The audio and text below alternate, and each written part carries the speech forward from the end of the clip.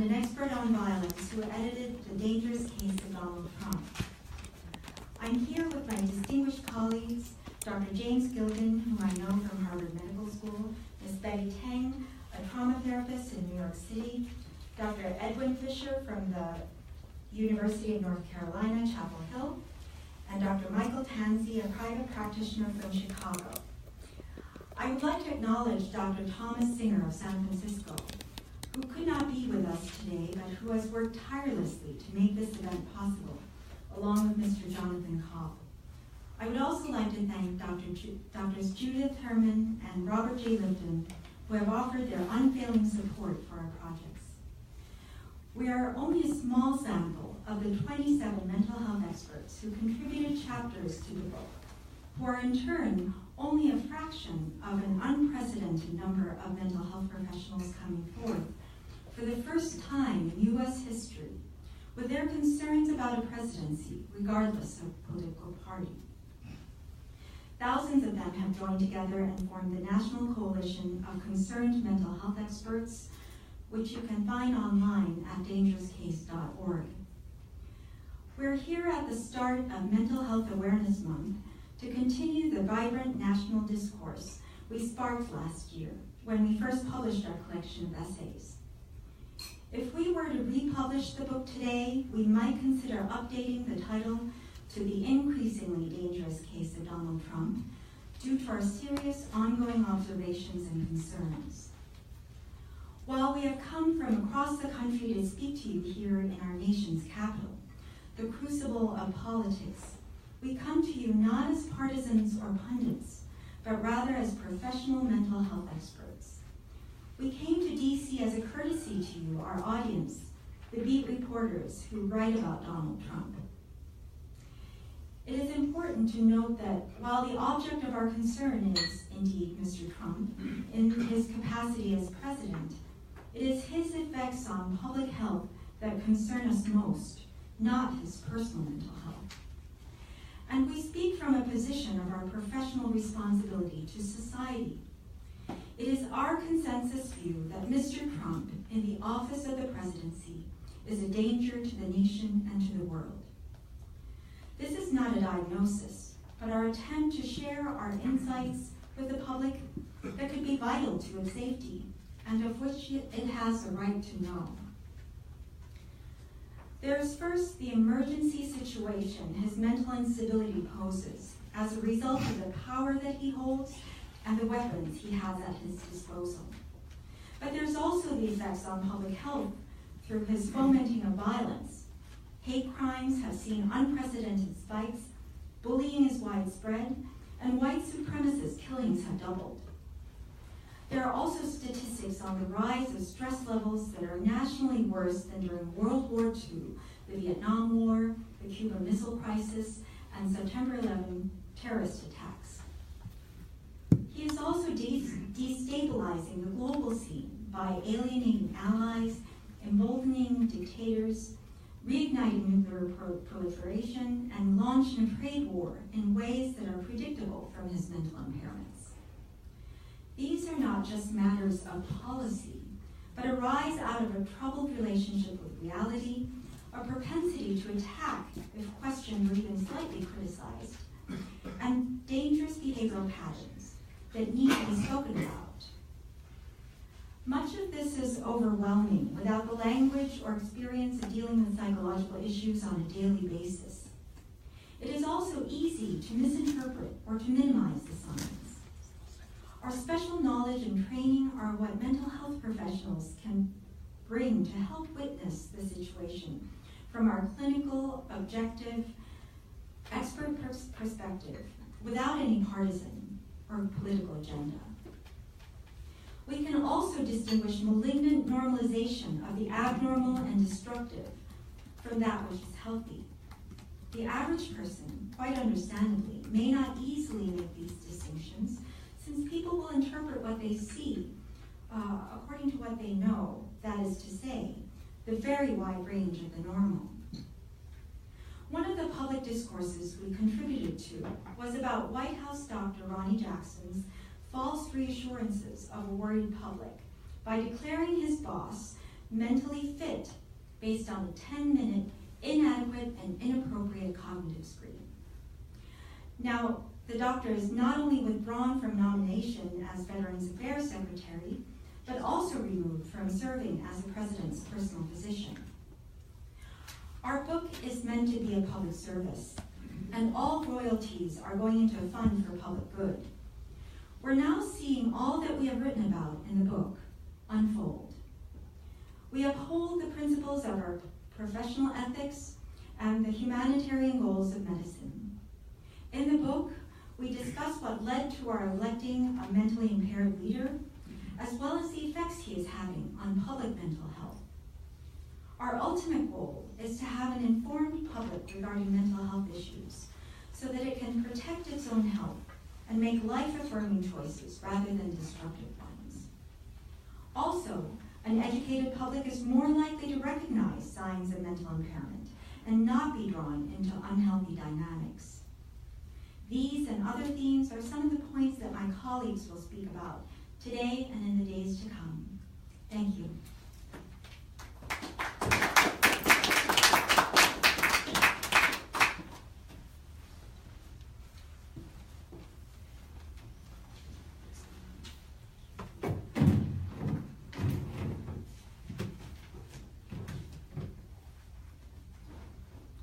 Well, thank you, Mandy, and I want to also thank you all for inviting us here. It's a real honor to speak before this distinguished body.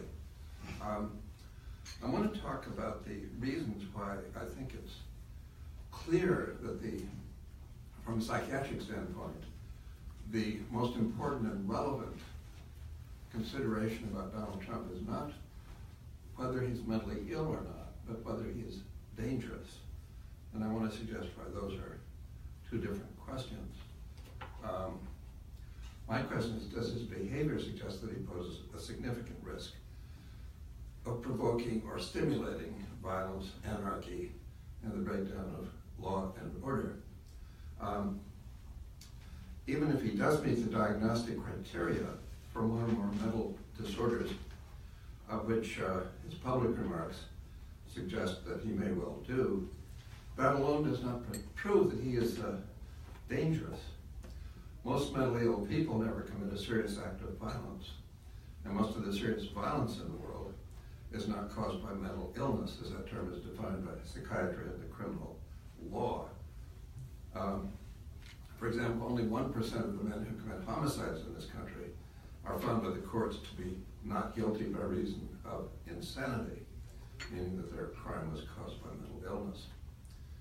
Now, most psychiatrists have devoted their careers to the effort to learn about the causes and cures of the various mental illnesses. I've done something different. I've specialized for the past 50 years in studying the causes, prediction, and prevention of violent behavior, or in other words, dangerousness, whether or not it is caused by mental illness. I've done this by using prisons and jails as my psychological laboratory, so to speak, in which to learn about the causes, prediction, and prevention of violence, from violent crimes in this country to national epidemics of politically and religiously motivated terrorism, as in Northern Ireland, to war crimes and genocide on an international scale, as in the Balkan Wars of the 1990s. The most important point here is that the violence that political leaders can cause is so much more dangerous than that which is committed by all the individual murderers put together. But there's a paradox in all this, namely that even the most destructive political leaders of the past throughout history did not necessarily kill a single person themselves.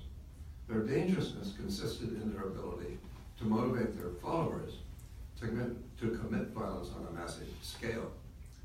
What I think it's important and relevant for the public to know about Donald Trump is how clearly he reveals the major predictors of violent behavior, as I've observed them in my evaluations of violent criminals and war criminals, both in this country and around the world. For example, I can't tell you how often I would get the same answer when I would ask an individual murderer why he had killed someone, namely because, quote, he disrespected me. or disrespected my mother, wife, friend, fellow gang member, or whatever. Now, anytime a person uses a word so often they abbreviate it, it tells you something about how central it is in their moral and emotional vocabulary. There's by now a consensus throughout the entire range of behavioral sciences, psychology, psychiatry, criminology, sociology, and so on, that the ultimate cause of violence is the feeling of being shamed and humiliated by others, or in other words, disrespected, insulted, slighted, ridiculed, rejected, treated as inferior, and so on. What psychoanalysts call narcissistic injuries. But political leaders throughout history have described their motives for engaging in large-scale violence as being because they felt their whole nation, or the religious or racial group with which they identified, was being, quote, disrespected, ridiculed, or treated as inferior by other national, religious, or racial groups, which they perceived as dangerous rivals. So it's highly relevant to notice how frequently Trump complains that other nations don't respect us, or that they are laughing at us. That seems to be what he is most sensitive to, whether it's directed toward himself personally or toward our nation as a whole. Beyond that, he's repeatedly shown evidence as to how dangerous he is. For example, during the campaign, he urged his followers at political rallies to punch protesters in the face and beat them up so badly that they'd have to be taken out on stretchers. When they did that, he even complained that they weren't being violent enough yet. And when those assaults escalated to the point of murder, as they did in Charlottesville, he defended the murderer, suggesting a moral equivalence between his egregiously illegal violence and nonviolent protests that are in fact protected by the First Amendment to our Constitution.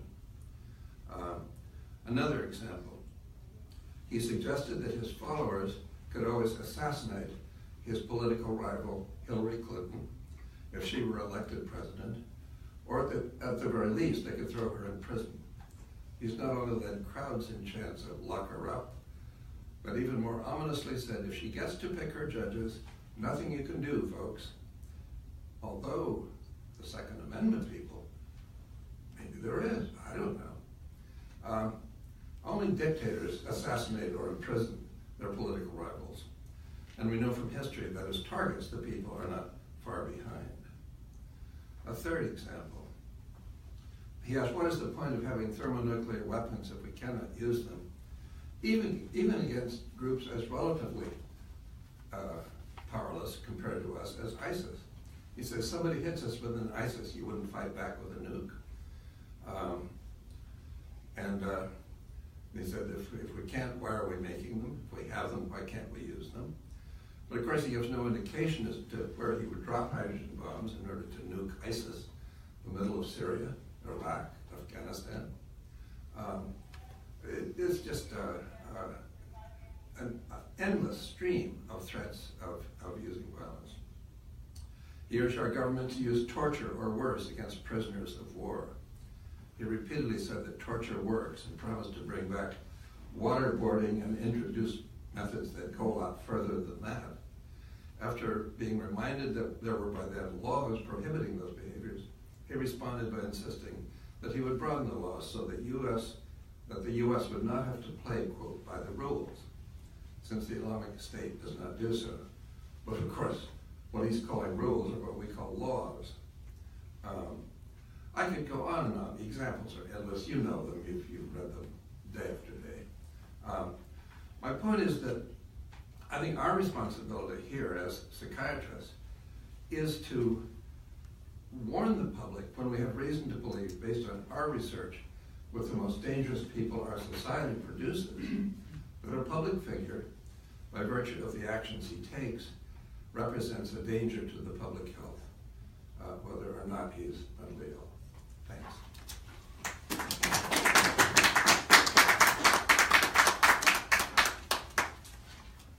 Good morning. My name is Ed Fisher. I'm a psychologist and a professor in the School of Public Health at the University of North Carolina at Chapel Hill. I want to take a somewhat different slant than we commonly hear on President Trump's dangerousness, and think about an important, not just an interesting, but a very important paradox, which is that the president calls the shots, but history tells us that the advisors around the president are enormously important in helping the president make wise decisions. So I want to talk today about President Trump's social isolation and the social factors that surround him. Remarkably, we predicted this on pages 335 to 336 of the book. I wrote a year ago when the book was being prepared. Narcissistic concerns for self and preoccupation with power may initially shape and limit those invited to the social network, followed by sensitivity to slights and angry reactions to them, further eroding it. Those left tend to be indulgent of the individual and constrained lest ill-considered words create a rift that distances them. A disturbing feature of this dynamic is that it tends to feed on itself. The more the individual selects for those who flatter and avoid confrontation, and the more those who have affronted and been castigated fall away, the narrower and more homogeneous the network may become, further flattering the individual, but eventually becoming a thin precipice. And unfortunately, and I think to the danger of all of us, we have seen that unfolding in the years since I wrote those words. The clearest example, of course, is Hope Hicks, who was widely understood to be President Trump's closest advisor and confidant, most trusted. She mentioned to a congressional committee on one day that she occasionally told white lies on behalf of the president. President Trump rebuked her roundly for that, we are told, and the next day she resigned. So within 48 hours, she went from being his most trusted advisor to a resignation. And of course, we've seen others. Keith Schiller, his longtime confidant and helper. Michael Cohen, who of course has been much in the news. But Melania, Jared and Ivanka have apparently been diminished in their roles in the White House, at least. We know that the relationship with Melania is obscure without going too much into speculation. So the surround of President Trump is shrinking, and that, I think, is a real danger. We know that social isolation is in and of itself deadly.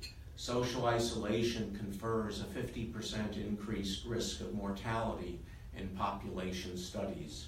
It is as dangerous as smoking and obesity in terms of years of life lost. So when we talk about the isolation of the president, we are talking about a very powerful force in human behavior that we see playing out.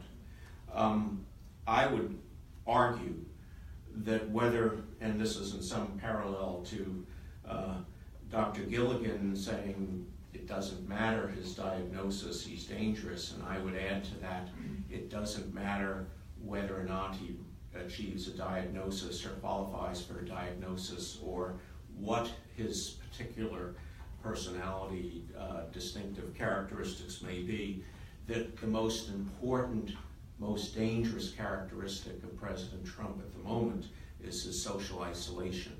The fact that he is, with his finger on the button, responsible for incredibly important decisions and actions in the world, and is truly and increasingly alone. So thank you very much.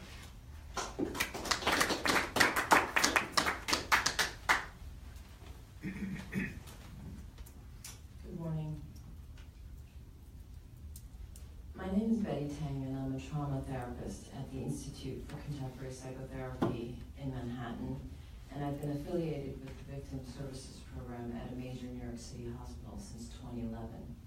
I'm here to speak about the trauma of Trump, so his impact on my patient population, which is mainly sexual violence survivors. As mentioned, I treat adult survivors of sexual assault, domestic violence, and childhood sexual abuse. These individuals struggle with anxiety, hypervigilance, and reactivity.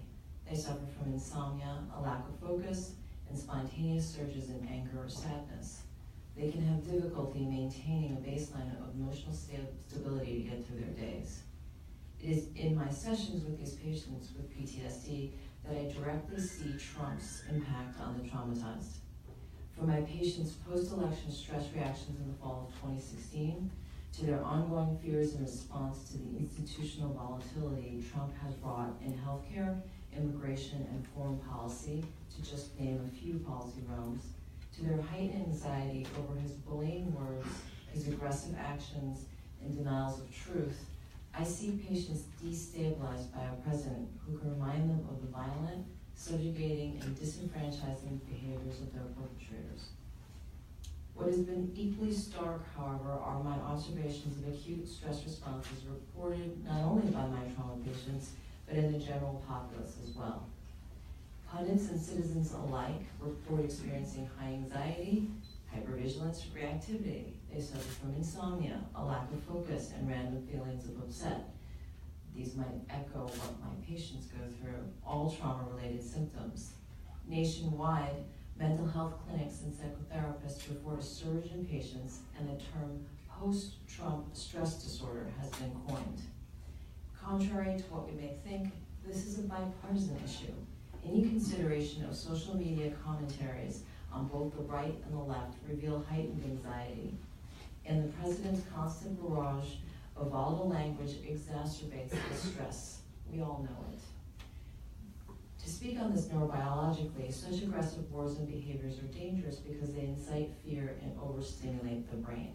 They put individuals into a hyper-anxious state, which compromises the ability to think.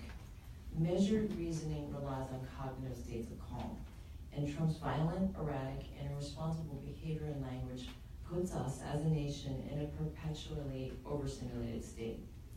This heightened anxiety in our populace, which not only causes our most vulnerable populations to suffer acutely, but also promotes an environment of unthinking reactivity and fear, which can too easily lead to violence and chaos. Indeed, following Trump's election, the Southern Poverty Law Center reported a rise in hate crimes, and such animus again overflowed when white supremacist groups marched to Charlottesville in August 2017 to little critique from the president. We are in an unprecedented era where it is not mental health which intrudes upon the realm of politics, but politics which distorts our society's mental health. Through my lens of trauma treatment, I see the impact of Trump's harmful behavior on two social levels, the micro and the macro. In the micro or one-on-one sphere, there is that which affects my sexual trauma survivors from my patients. From Trump's bragging about pussy grabbing to denying the reality of 16 women who accused him of sexual assault, well corroborated, he embodies their fear of might makes right and their subjugation, and the fact that their subjugation does not matter. In the macro or societal sphere, Trump's harm is in his negligence of our national security, as illustrated by his belligerent language and behavior towards political adversaries, foreign and domestic. Trump's dangerousness in both micro and macro realms is made manifest in prolonged overstimulation that he engenders, leaving individuals like my trauma patients prone to sustained states of hyperanxiety or, conversely, numbness, being so overwhelmed or flooded, and leaving the American people less able to access calm and think clearly. Even those who are not trauma survivors experience a checked-out numbness similar to my patients, withdrawing from news or engagement with national matters because they have simply had too much. This is harmful for maintaining a healthy democracy. I have written elsewhere that my trauma patients are canaries in the coal mine of our current pressured social and political environment. As people who suffer from entrenched feelings of being unsafe, traumatized individuals are more sensitive to an unstable environment. Seen through the lens of trauma treatment, the The marches and movements that have swept the country in the past year bear this truth out. The mass turnouts for both the 2017 and 2018 women's marches and the viral spread of the #MeToo and gun control movements all point to the fact that our most traumatized are overwhelmed and cannot remain silent any longer. Harvard University trauma expert Dr. Basil van der Kolk has said, research by the Centers for Disease Control and Prevention has shown that 1 in 5 Americans was sexually molested as a child. 1 in 4 was beaten by a parent to the point of a mark being left on their body.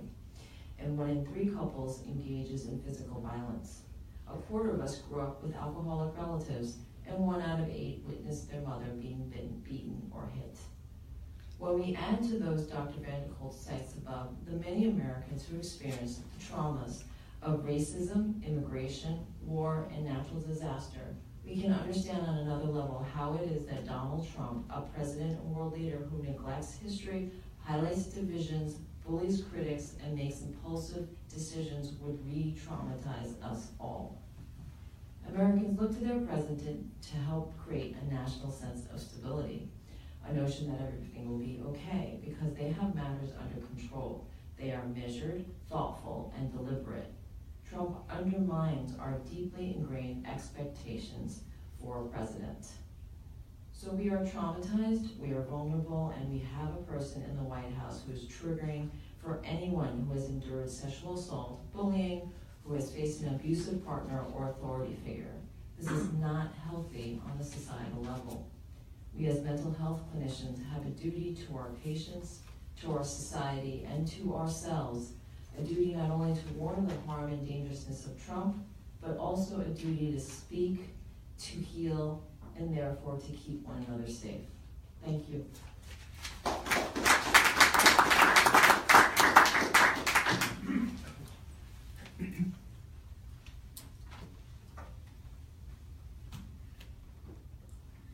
Good morning. I'm Michael Tanzi. I'm a clinical psychologist from Chicago. And it's wonderful to see you people here.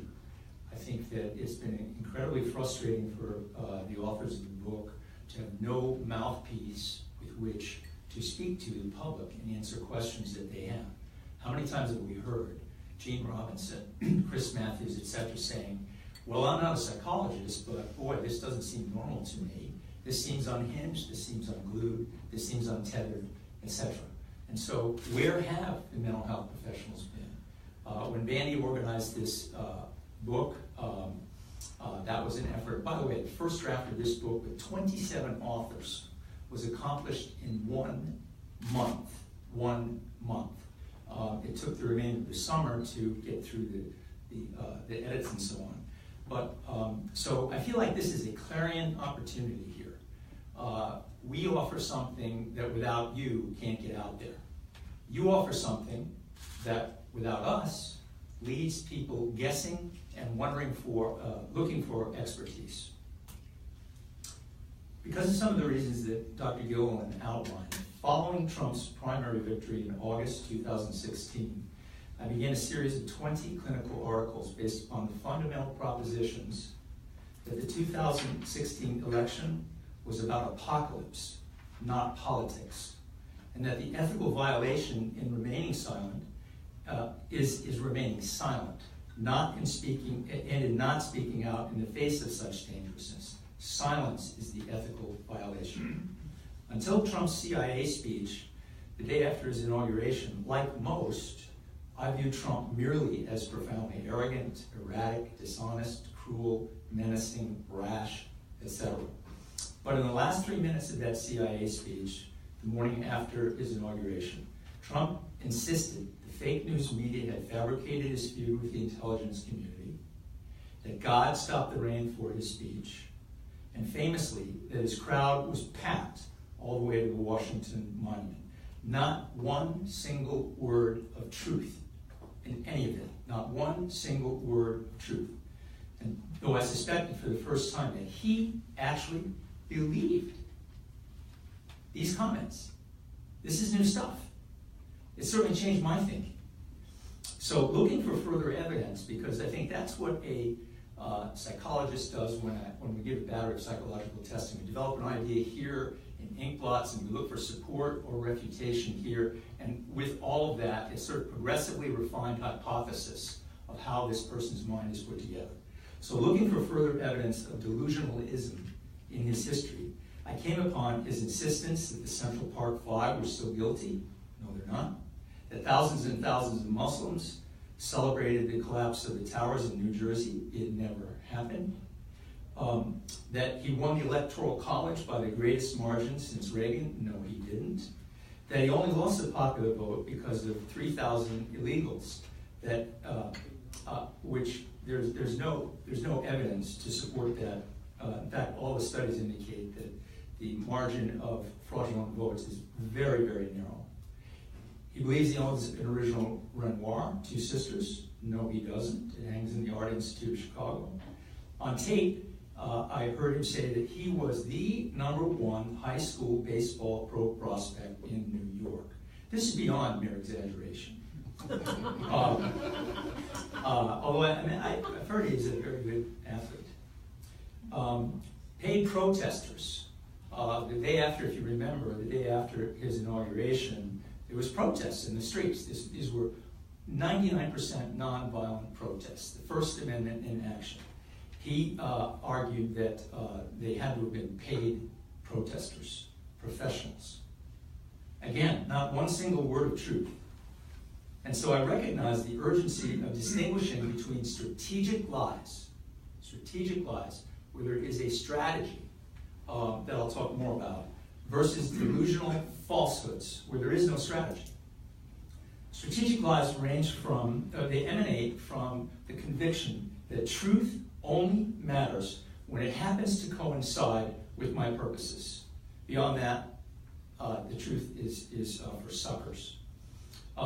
Strategic lies range from distortions designed to kind of wiggle out of a tight spot. I wrote the condolence cards over the weekend to the fallen soldiers' families. Maybe they haven't been mailed out yet. All the way to his sociopathic assault on the truth, his attack on you guys, fake news, etc. We've never been through anything like this before, where his undermining is such that we cannot, we don't know if what we're reading has anything to do with truth. That's never been the case before. I never met David Duke. I never called that country a shithole. I never knew about the payment to Stormy Daniels, etc. The person knows he is lying. It's about strategy, and would fail a reliable lie detector test because he knows he's lying. Thousands of strategic lies are chronicled by the free press in Trump's assault on facts. Far more ominous, in my view, far more ominous. Delusional falsehoods serve no strategic purpose. They are adhered to despite irrefutable and obvious evidence to the contrary. The person would pass a lie detector test because they believe what they are saying. In our mental health research, such an individual can mind-bogglingly preserve a public image of charm, charisma, high achievement, etc., despite underlying, ongoing disconnection from reality in the form of what are termed in our literature non-bizarre delusions. That is, Mexicans and Muslims are infiltrating our country, versus bizarre delusions. Martians are infiltrating our country. There's a hint of possible truth to a non-bizarre delusion. Last Thursday morning's rogue rant on Fox is replete with examples of strategic lying. He bought a birthday card and flowers for Melania. Nobody's even been close to as tough as me on the Russians. The Cohen FBI raid has nothing to do with me. He only does a tiny, tiny fraction of my legal work. Strategic lies. In that same rogue rage, not to be dismissed as mere hyperbole. Not to be dismissed as mere hyperbole. He ranted, "I've accomplished more than any president in history in my first year in office. I give myself an A+. If I ever called for a rally in DC, we'd have millions. Pure fiction that reflects his overall delusional body of work. Okay, I gotta wrap here. Why does this distinction matter? Under circumstances of mounting threat, individuals who episodically demonstrate delusional disconnection from reality are at risk of becoming psychotically unhinged, sliding into a dark phantasmagoria in which outer appearances of relative normality melt away, leaving only enemies everywhere. While we have rightly focused on preventing Trump from firing Mueller, we have dangerously lost focus on preventing Trump from firing nuclear missiles, to which he alone has unfettered access. There is simply no limit to Trump's potential dangerousness when he hears Mueller coming down the hallway with handcuffs. We are not nearly as afraid as we need to be.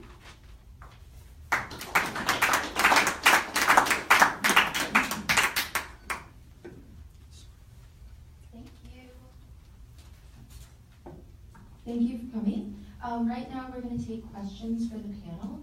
So if anyone has any questions, please just let me know and I'll come over and give you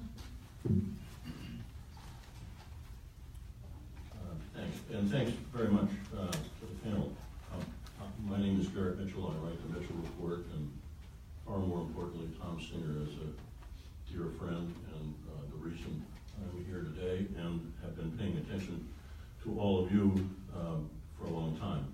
I have a two-part question, if I may. The first is a specific to Dr. Tansey. You say, and I'm just going to quote because it's very quick, on pages 118 and 19, when a person is character disordered or worse, especially one who blames others, never apologizes or displays accountability, and who never for an instant believes there is anything wrong with himself, the only possibility for change is for him to become worse, not better. In fact, all DT's despicable traits have been frighteningly exacerbated by his ascension to the presidency. And I just would like if you could expand on that a little bit, and whether, I was struck by that when I read it some time ago, and I would like to know whether your observations are, whether your assessment is that observation is proving itself to be true. The notion that the trajectory, unlike the trajectory Martin Luther King talked about, doesn't bend towards justice, it bends the other way. The second and larger question I'd like to pose to the panel, I mentioned it to Dr. Lee at the outset, and I'm glad to have it be put to the side so that others can ask questions, but I just would like to frame it. And that is that it has been my experience, I spend most of my time here in town, admittedly, at dealing with people in think tanks, in the media, etc., scholar practitioners, elected politicians, that universe of people. And what I have been struck by, and that's putting it mildly, is the level of what I would call studied disinterest in the subject matter that you're talking about.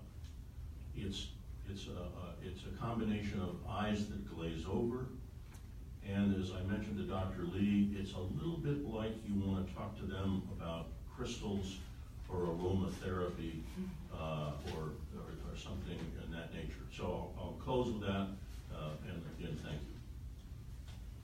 Thank you. Dr. Tinsley, do you want to take the first half? Absolutely. And then maybe for the second half, we can follow that up because if you wanted to propose to the panel. Thank you.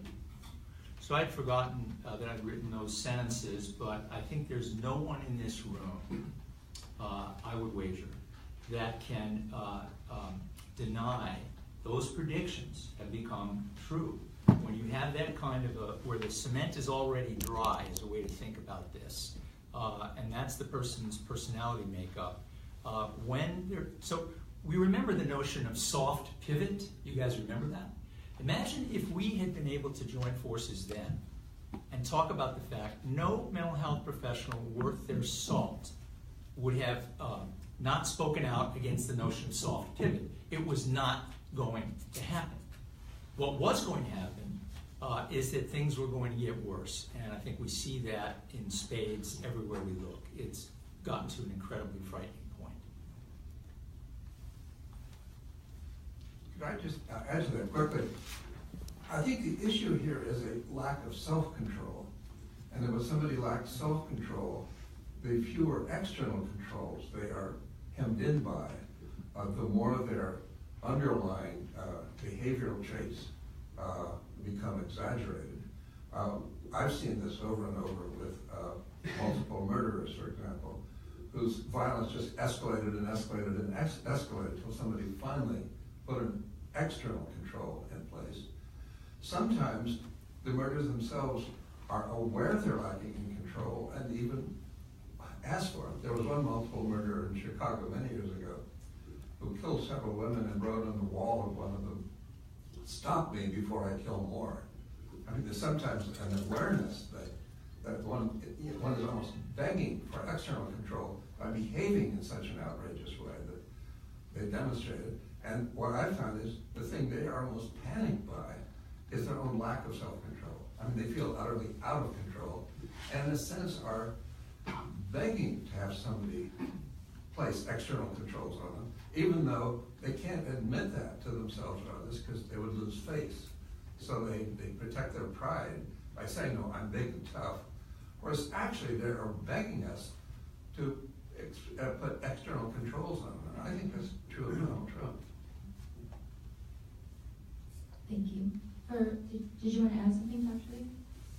I just wanted to answer Mr. Mitchell's second question, which is that awareness of mental health issues is actually a part of mental health.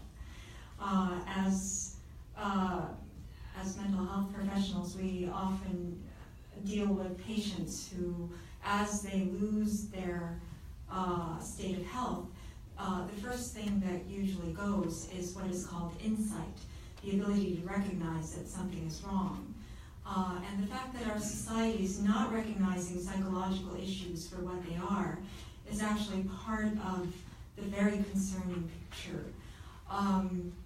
I had been worried about the worsening state of public mental health actually for a couple decades, and have been working toward it, trying to work with it in the realm of violence prevention. Violence rates are often a great barometer for the state of collective mental health. And so it's no coincidence that we have ended up getting enough votes to elect a mentally impaired leader, and that we're creating our own conditions for worsening collective mental health. Yeah, let me just build on the answer to the second question as well. Denial is a very commonly used and one might say overused word, but it's really very interesting. There's a very simple pattern in a lot of research on denial, which is that if people have things they can do to address a stressor, they are much less likely to deny it. Rather, denial frequently comes out when there is nothing people can do about a stressor. And I think many of the people that you describe share a sense of futility. The 25th Amendment doesn't seem to have legs, impeachment doesn't seem to have legs, personal growth doesn't seem likely. And so what are we to do with this assertion that the president is severely dangerous? And I think that's really an important issue, and it's not for us to chart the mechanism, but we want to be very loud and clear that the president is dangerous, the president is increasingly dangerous, and we need to be encouraging the people you talk with and write for to put aside their denial and begin thinking about what we're going to do about it. I'd also like to jump in because it addresses the point that I made about the overwhelmed response to stress. When we have trauma patients, they have windows of tolerance. When you suffer from trauma, it's an overwhelmed event that overwhelms the brain, and we have these windows of tolerance.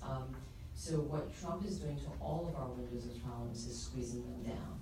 And with more pressure, you either go to panic or you go to disassociation.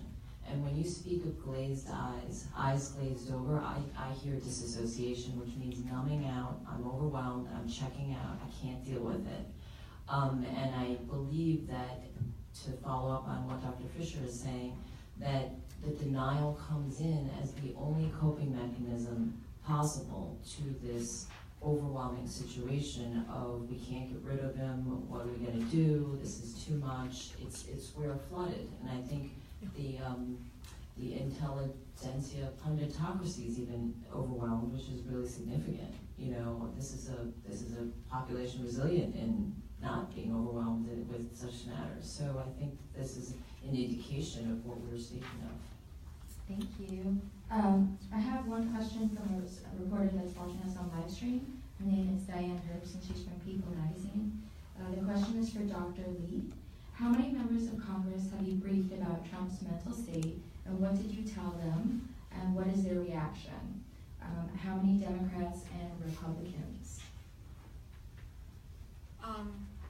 First of all, after the conference that I held at Yale School of Medicine regarding the ethics, the professional responsibility of speaking about the dangers that we see, I was invited by a former Congress member, an influential member, who was going to arrange for me to testify before all of Congress.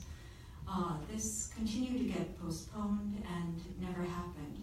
So the debriefing happened rather informally, privately with about a dozen members of Congress, and Dr. James Gilligan was with me.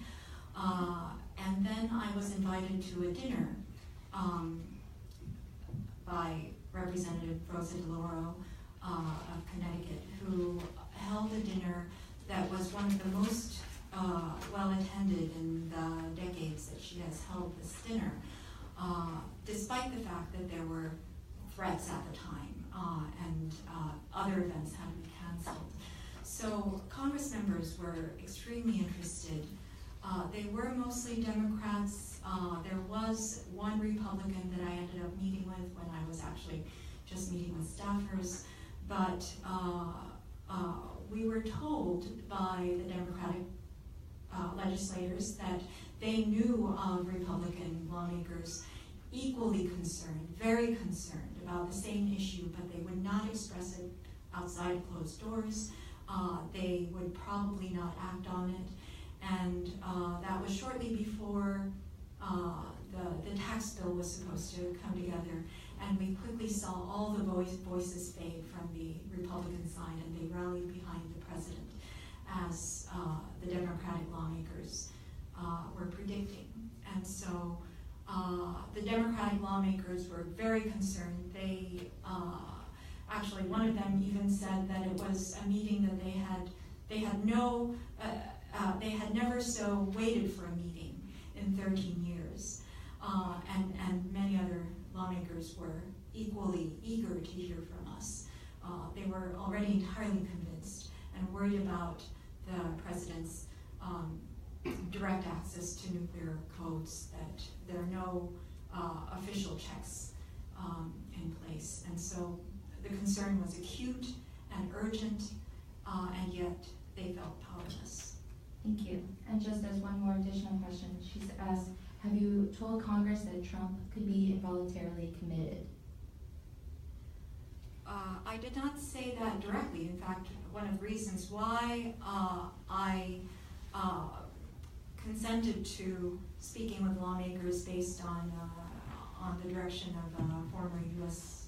Assistant Attorney was to try to educate and give the psychiatric perspective as an expert consultant. So as an expert, I do not comment on areas that I don't have expertise in.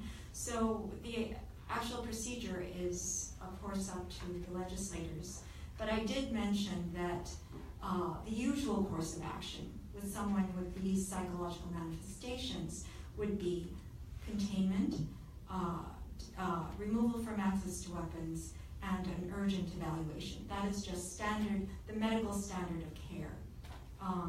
And I know sometimes people are a bit alarmed by that. By containment, it does not mean containment in a padded room. It means just layers of assurance that the danger will be contained. And so far from a medical perspective, that hasn't happened. Thank you.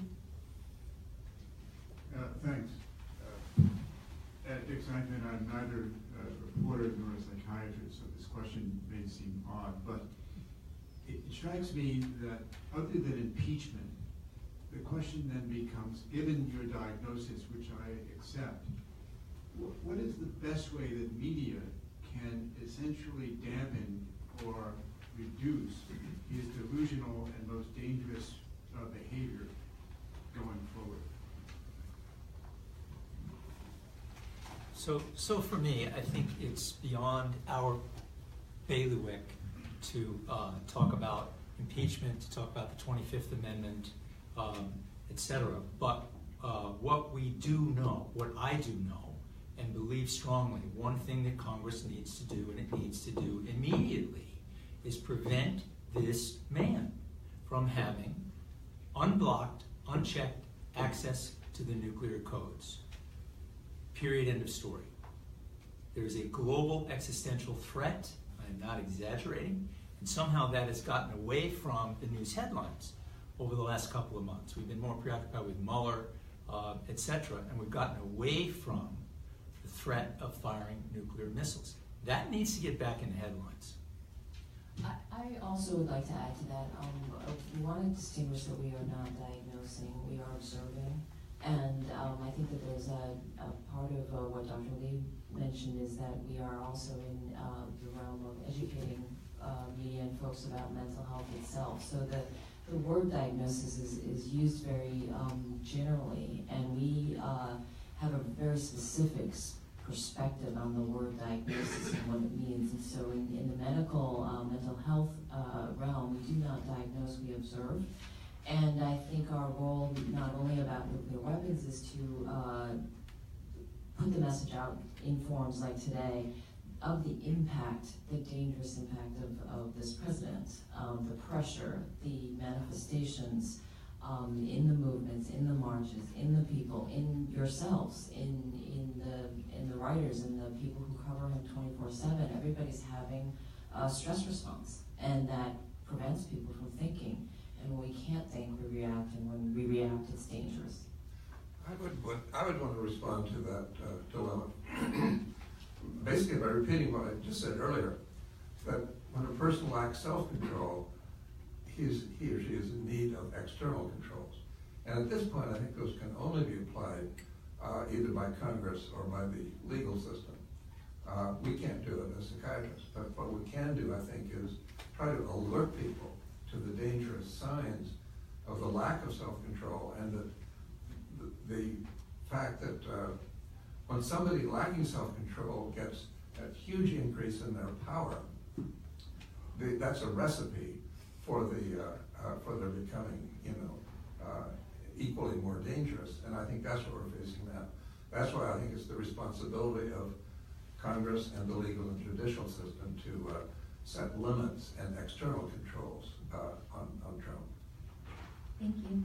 Our next question? Yes. I want to thank the panelists for speaking. The question I have maybe will take a little bit of a different slant. You were talking about, in my opinion, very nuanced and complex topics, whether people are aware of it. You're talking about behaviors, traits, syndromes, the impact of behavior on society, and things of that nature. My question for the panelists is, where has the mental health profession, which I'm a part of, I'm a psychiatrist, where has the mental health profession, in your opinion, fallen short in its duty to educate the public in a manner in which they are better able to navigate this weave of different factors that all of the panelists are considering and make informed choices? Ed, Someone run wants with to that. go with it? Well, I think your question harkens back to the previous question as well in terms of the role of media, and I think we need to understand dangerousness in our world, in our country. We need to understand, as my colleague Dr. Gilligan has told me, that structural violence kills many more people than homicide. And those things are not understood. So I think we need to understand dangerousness and violence as a public health issue, as a psychological issue, as a family issue, as a community issue, at all of those levels. I would go back and maybe Ms. Tang would want to comment on this as well. You know, an important part of dealing with somebody who's dangerous is to call them out for it. People who are dangerous, people who are narcissistic, people who are delusional or habitual liars, indulging them does not make it better. We all know that from vast clinical experience. You all have learned it in your organizations where somebody is a difficult person and we think, oh, if we just give them this one position, maybe that will calm them and they'll be satisfied. It never works, it just exacerbates it. And so the arc of exacerbation with President Trump is important. And to that end, we know that calling it as it is really important. And I think to that extent, the media has done a fairly good job over the last year in speaking clearly and not being too hesitant to use the word lie when the word lie is appropriate. I think that's very important. I think it's very important that people see the media and see reflected in the media speaking clearly about dangerous things, but that's what we're dealing with. Can I just add to that? The reason I asked Ed to speak was Ed gave me this morning facts that a PubMed search for the words dangerousness, aggression, or violence in their titles came up with about 30,000 titles. Only about 700 of those 30,000 were categorized under the heading of psychiatry. My point is that I think my profession, psychiatry, has been egregiously negligent with respect to the study of violence. I've been spending a lifetime trying to encourage my fellow psychiatrists to consider violence as a legitimate subject for us to study, just as much as we study what we call, mental illnesses. I have found in my work around the world that psychiatry in Europe is much more open to that. The major work on psychiatric investigation of violence, crime, and other forms of antisocial behavior is occurring in Europe. In this country, I think our own profession has really let us down, and I think we need to encourage our fellow psychiatrists to regard violence as a perfectly legitimate topic for us to investigate. And just keying to that in terms of a clinical perspective of psychiatry, and I think I hear what you're saying, correct me if I'm wrong, I think we're in a dilemma of remaining silent, which is the realm of us as clinicians. We speak privately with our patients. We are bound to a Hippocratic and an ethical oath to be private, and these are confidential sessions, and we do not speak about them, and we do not disclose our political leanings to lead our patients. It's about our patients in the room. But we are now in a position where in my clinical practice, the outside world is crashing into these sessions, and they're impacting my patients directly. The news stimulates them daily, and we have to deal with it. So it's a crux of remaining silent or speaking. And it's an ongoing dilemma. It's a story that needs to be told. It's an interesting problem.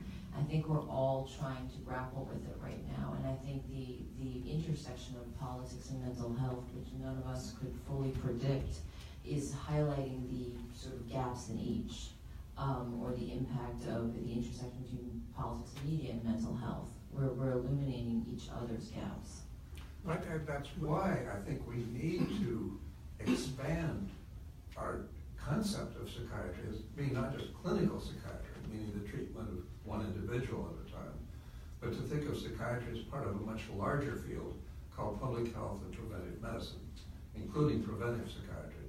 We need to think more in terms of how we can deal with psychiatry on a social scale and be more concerned about, for example, the rates of homicide and suicide and other forms of serious violence in our society, not just think of ourselves as limited to treating one individual at a time. We have a lot to say about the social scale of this. What I- Dr. Lee, I'm sorry. What I would like to say also, your question had to do with how have we fallen short? Yes. We got a lot of attention, misleadingly so, attention about the book immediately. It was a media rush and all of that. That stopped in January. And for myself, I felt kind of like, you know, a tree falling in the forest. Does anyone hear it? This tree was not feeling heard, and that we were not heard. And it had to do with, where do we fall short? I think it was our failure to do just what we're trying to do this morning, to connect with the Fourth Estate, because without that, there is no megaphone to get the word out. That's where we've fallen short. Hey, Dr. Lee, did you want to add something? Yes, I think there is actually one major event that happened in January, which was the American Psychiatric Association stepped in and stated that we were practicing armchair psychiatry and politicizing psychiatry, and reaffirmed its stance on the Goldwater Rule. I think this is very important because the World Medical Association historically issued the Declaration of Geneva, clarifying the humanitarian goals of medicine, because we've had the experience of medicine being that either silence or active cooperation with a destructive regime has shown to be equally harmful, and therefore they had to issue this declaration in 1948. And the preamble of psychiatric ethics itself says we have an obligation to patients as well as to society. But what is extraordinary about what the American Psychiatric Association has done 2 months into this administration is that they changed the Goldwater Rule, what is called the Goldwater Rule. They changed their interpretation of an ethical guideline to basically create a gag order. And Dr. Judith Herman and I explain in the prologue of the book that this is akin to the American Psychological Association when they caved into governmental pressure under the Iraq War and changed their ethical guidelines to allow for participation in torture. That changing ethical guidelines, changing norms and standards of practice under political pressure is just as dangerous as active, as taking action. And therefore, I think this needs to be highlighted as an institutional collusion, cooperation, and in fact, the membership has been highly in protest. Scores of members have resigned, and they have, even high-ranking members, they've been calling for a vote, they've been calling for discussion, and yet the association so far has shut it down or not responded. So I think the public does need to be aware of this. Thank you. Just to let everyone know, we have about 15 minutes left, and we have about 3 questions left, and so you're all in order. Thank you. Good morning, everyone. Thank you for this panel. It's been very informative. My name is Jeffrey Caesar. I'm with an independent media source. I first wanted to thank Dr. Gilligan for making the distinction between violent behavior and mental illness. That's something that we as a society certainly need to certainly pay attention to. And as we don't study the act of violence as heavily as we should, it's very easy to scapegoat the mentally ill for a lot of the policy and social issues that we are facing today. My question goes to Ms. Tang and any other of the clinicians on the panel today, but directed towards Ms. Tang. In your assessment, you juxtapose your patients who have primarily faced sexual trauma as being the canaries of the larger social consciousness in what we're currently facing here in the United States. Just to bridge that gap a little towards those Americans who have not faced or do not identify as facing trauma or sexual trauma, how have those patients responded? Are there any trends from those patients? Meaning the people who don't identify as trauma survivors? Correct. Well, that was my observation in terms of looking at what was being written about people's responses post-election and ongoing, having the same kinds of stress responses as my trauma patients. So I was making that connection from seeing the symptomology that people were reporting, and even Mr. Mitchell's comment on people's eyes glazed over. That is, to me, a reflection of the impact, a traumatogenic impact, that is the lens that I see things through. And so, you know, in my practice, I see mainly survivors of trauma. They're not all sexual assault survivors, mainly sexual assault survivors. I would say it's just a heightened anxiety state. And like I said, if you look in any kind of responses on right or left wing media, the activity of commentary, the pressured speech, the reactivity in people on both sides speaks to me. I'm not necessarily interested in the politics of it. It's what I read. It's a reactivity. It's a stress. It's a heightened state of anxiety, which anxiety in our way of defining it is a feeling of being unsafe. Thank you. Thank you. My name is Cliff Kincaid. I wanted to ask you about a potential backlash to what you're doing today, because the use of psychiatry as a political weapon is well known in history. The Soviets used it against the dissidents. And it appears people could argue that likewise you're trying to use psychiatry or psychology as a weapon against somebody you don't like politically.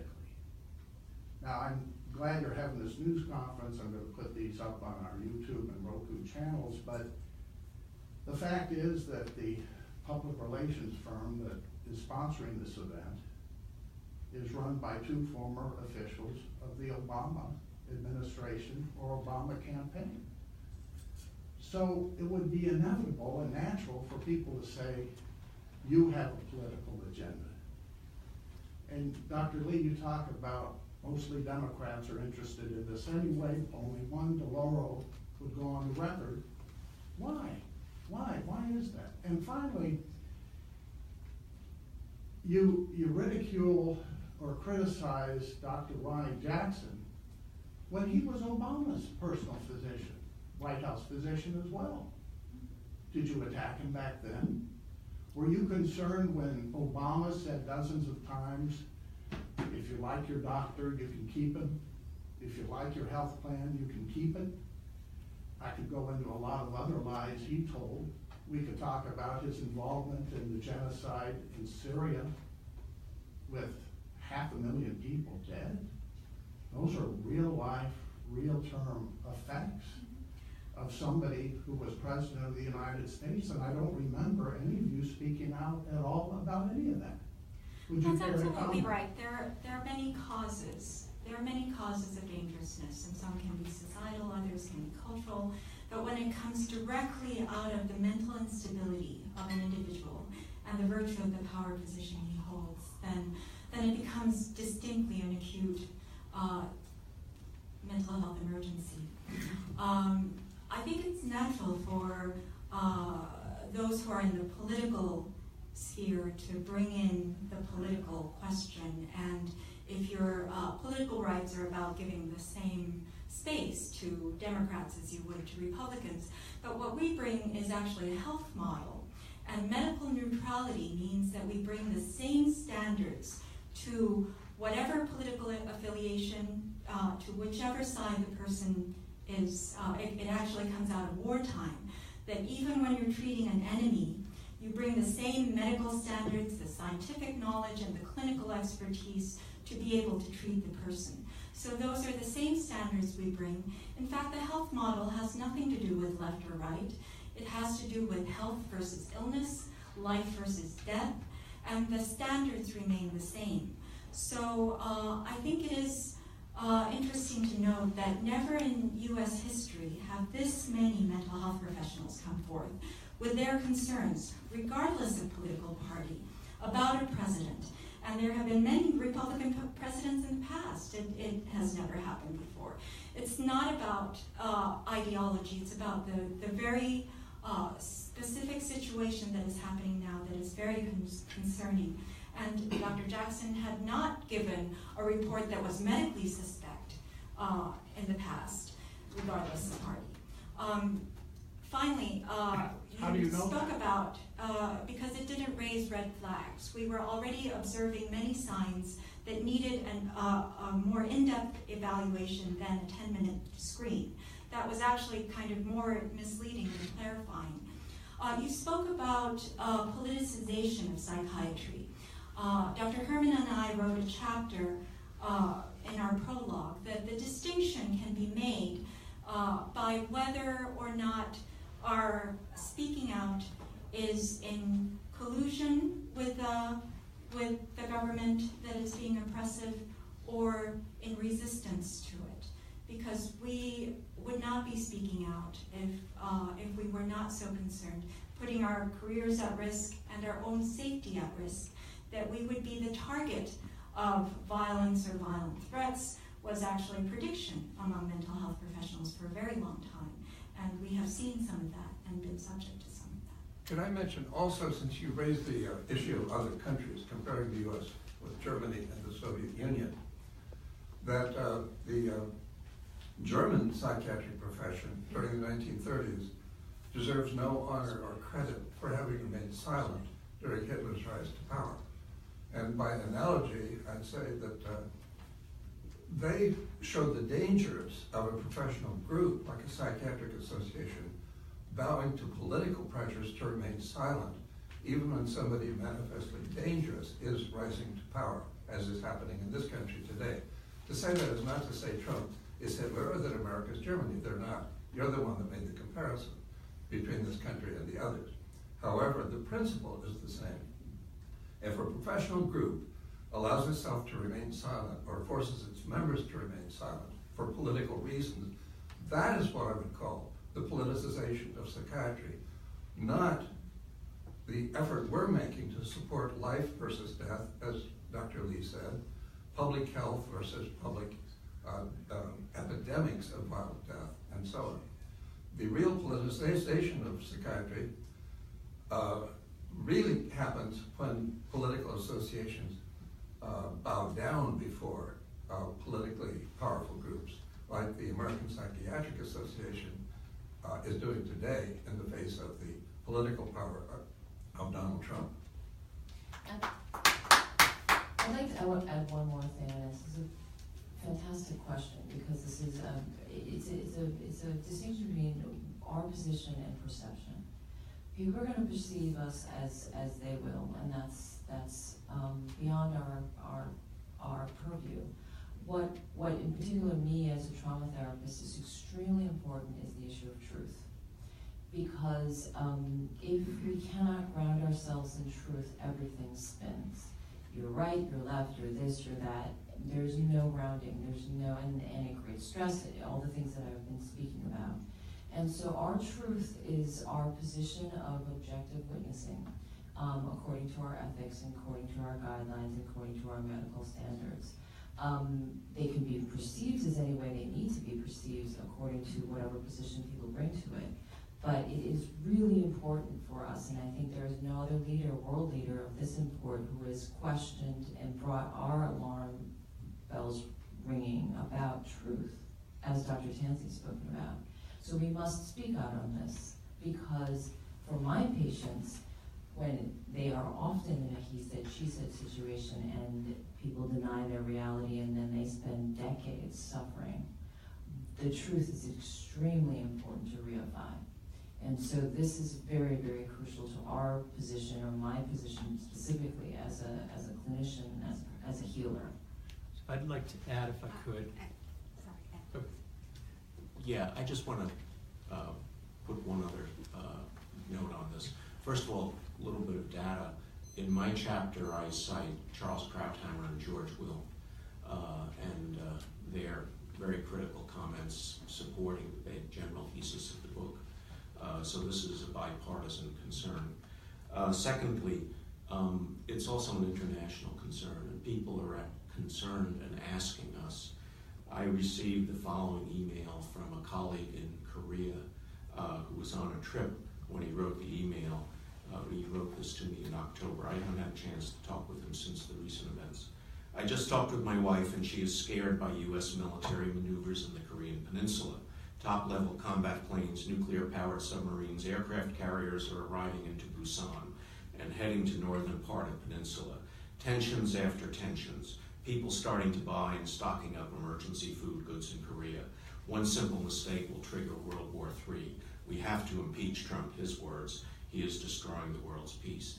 So to sit silent and say we must protect our professional dignity or our professional honor or position when people around the world are calling out somebody who is increasingly dangerous, I think would be the height of unethical behavior. Thank you. We probably have time for one more quick question, and then Cliff, we should talk afterwards because I think you have some false information about my firm. Skip Kaltenhauser. To know if there's a quick answer to this one, but I'm trying to get a baseline in my mind over past traumas. 68, Nixon's lies about Vietnam, millions of people who died, the invasion of Iraq, the economic meltdown under Bush, cascading back to Clinton's deregulation, and what is really different in the trauma we face now and what people were going through back then? Is it just the news cycle, the Gatling gun, the 24/7 cable news talking points that are going? Is that moving this fellow into a more dangerous direction in terms of being personal attacks instead of real analysis of things like Wall Street? As you look back, what is really that different that causes so much trauma now? Is it just the news, relentless pace that we're facing? Because there certainly have been plenty of trauma in the last 50 years. So I think that question ties in beautifully with the gentleman before you. In that, yes, all those things happened. I did not feel myself moved to write about it and to practice clinical psychology outside of my office. I did not feel, for example, that Jimmy Carter's micromanagement, Bill Clinton's self-destructive philandering, I think George Bush's kind of indifference and Dick Cheney's maneuvering behind the scenes. I saw all those things. They upset me, but it was not something that I was interested at all in writing about. When someone asks, how come we don't use nuclear weapons in the primary? How come we have them if we don't use them? When he talks about regime change, I hope it's a smooth regime change. When he talks about smashing people who are protesting, etc., that then becomes interesting. And not just interesting, but urgent. Donald Trump is not a Republican. He is not a Democrat. He's not an independent. He is his own particular character. And my reasons for writing are fivefold. My wife, Alana, and my children, Matt, Chris, Jessica, and Cole. That's why I'm standing up. It has nothing to do with politics. It's less than zero. I'd say the quick answer to your question is what is absolutely unprecedented in this historical period is the presidency of Donald Trump. We have never had a president like him. He is unprecedented. And I think it is not at all surprising that there's a level of public anxiety and concern unlike anything I can remember in my lifetime. I mean, I lived through the as we all did, through the Cuban Missile Crisis, through the Nixon's impeachment and so on. At this point, the dangerousness of Trump really just outweighs anything, I'd say, in rememberable American history. I mean, I think also that, speaking about what Dr. Yolen is saying, Dr. Tansey is saying, is that this man is like, it's like between deciding who to have as our open heart surgery doctor, someone who's never been in an OR, who doesn't have any interest in the body of the person, and who really isn't interested in medicine. And now he's coming in and operating on us daily. And this is scary. And it's not disclusive of the previous traumas, because trauma is cumulative. And we all hold, as I mentioned, all different kinds of traumas depending on who we are. So it's not that the effects and the pressures of what happened to us if we lived through the Vietnam War era goes away. We're actually kind of triggered by it. But I do think that there is this perfect storm between social media and this 24-hour news cycle, and Trump, who is very good at drawing our attention to that. There's also an evolutionary need to look at what's dangerous so that you can keep yourself safe. But that really creates a kind of addictive, hyper-stressed kind of behavior that we're kind of bound by right now. Thank you so much.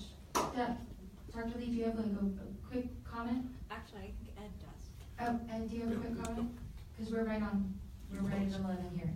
Yes, I think what's unprecedented is that while what's happening on the Korean Peninsula, for example, provides an opportunity for unprecedented peace, we have at the same time the same probability for a devastating war due to the mental instability of the person in charge. Thank you so much. I want to thank our panelists and all of our guests for coming. There's a sheet on the table outside that has some press information about our panelists, as well as my contact information. If you would like to speak to any of the panelists, please get in contact with me. My email is on that sheet. And if you haven't already done so, please sign in. Thank you.